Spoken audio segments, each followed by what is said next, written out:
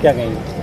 मैं समझती हूँ जब इंडिया का गठबंधन हुआ था तो सबसे ज़्यादा अगर कोई परेशान था उस समय तो भाजपा थी, और जहाँ पे हर जगह गवर्नमेंट ऑफ इंडिया लिखा जाता था तो गवर्नमेंट ऑफ इंडिया बोलने में भी हिचकिचा रही थी। तो मैं समझती हूँ इंडिया गठबंधन जो है बहुत ही मजबूती के साथ पूरे देश में चुनाव लड़ रहे हैं और कट्टरता से लड़ रहे हैं। और मुझे खुशी इस बात की है कि लोगों का समर्थन लगातार इंडिया गठबंधन को मिल रहा है, और जिन प्रदेशों में रीजनल पार्टीज़ हैं, क्षेत्रीय दल हैं, उन प्रदेशों में लोगों का समर्थन उन क्षेत्रीय पार्टियों को भी मिल रहा है लगातार। मोदी जी लगातार यूपी में रैलियां कर रहे हैं। अभी इंडिया गठबंधन ने अपनी यूपी के फर्स्ट फेज सेकंड फेज के लिए भी कोई पहले एक भी रैली नहीं हुई, क्या कहेंगे?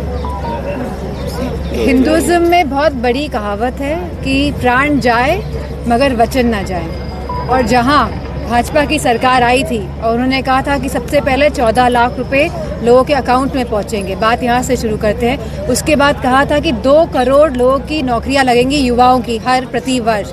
उसके बाद कहा था कि गैस सिलेंडर जो है बहुत सस्ते और मुफ्त मिलेंगे।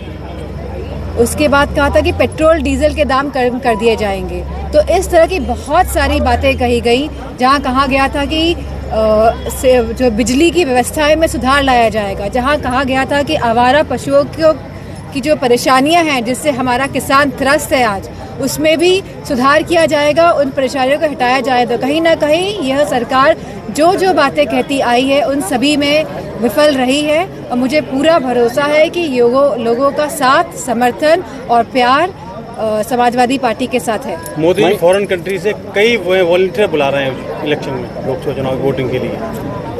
ये उनका वॉलंटियर फॉर विदेश से वॉलंटियर बुला रहे हैं, इंडियन प्रवासी भारतीयों को बुलाया जा रहा है इंडिया में, ताकि बीजेपी का प्रचार हो सके। ये डर है। नहीं तो ये तो अच्छी बात है कि वो बुला रहे हैं, आना भी चाहिए। तो मैं, क्योंकि आपने बात उठाई है, तो मैं मैनपुरी क्षेत्र के सभी लोगों को कहूँगी जो भी बाहर है वो वापस आए और बढ़ चढ़ के इस चुनाव में हिस्सा ले और वोट करें। मैडम, पहली बार थोड़ी हो रहा है कि वॉलंटियर इस बार बुलाए गए, उससे पहले बुलाए सकते हैं, इस बार ही क्यों बुलाया जा रहा है? खलबली मची हुई है शासन को कि कहीं ना कहीं लोगों के जनाधार में उनको घटता हुआ दिखाई दे रहा है, क्योंकि लोग खुश नहीं हैं, क्योंकि लोग समझ रहे हैं कि इनकी करनी और कथनी में बहुत फर्क है, और इनकी जो नीतियां हैं वो लोगों को कहीं ना कहीं पिछाड़ रही हैं। मैडम, मैनपुरी में विरासत के तौर पे लोकसभा सीट जो है वो आपकी जिम्मेदारी है, और आप यहाँ पे प्रत्याशी भी समाजवादी पार्टी की साइड से। भाजपा यहाँ के कैबिनेट मंत्री जयवीर सिंह को मैदान में उतारने वाली है। मेरा सवाल ये है कि जिस तरह से आप लगातार आरोप लगाते रहे, पार्टी आरोप लगाती रही, इंस्टीट्यूशन का दुरुपयोग होता रहा है, इस बार भी अगर कैबिनेट मंत्री जो अभी सरकार में है, कैबिनेट मंत्री वो प्रत्याशी हो रहे हैं, तो ऐसे में इंस्टीट्यूशन का दुरुपयोग होगा, आप किस तरह से लड़ेंगे चुनाव?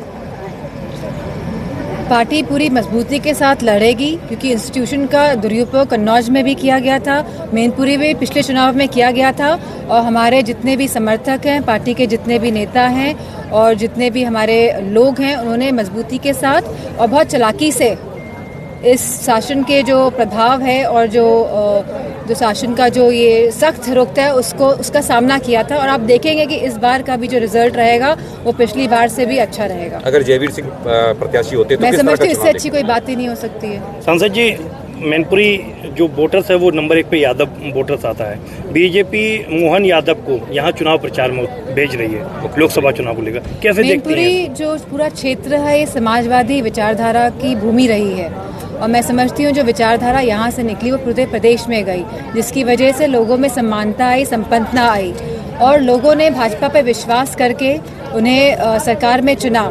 लेकिन जिन बातों के साथ चुना गया भाजपा को, उन सभी बातों में वो नाकामयाब कहीं ना कहीं साबित हुई है, और लोग त्रस्त हैं, परेशान हैं।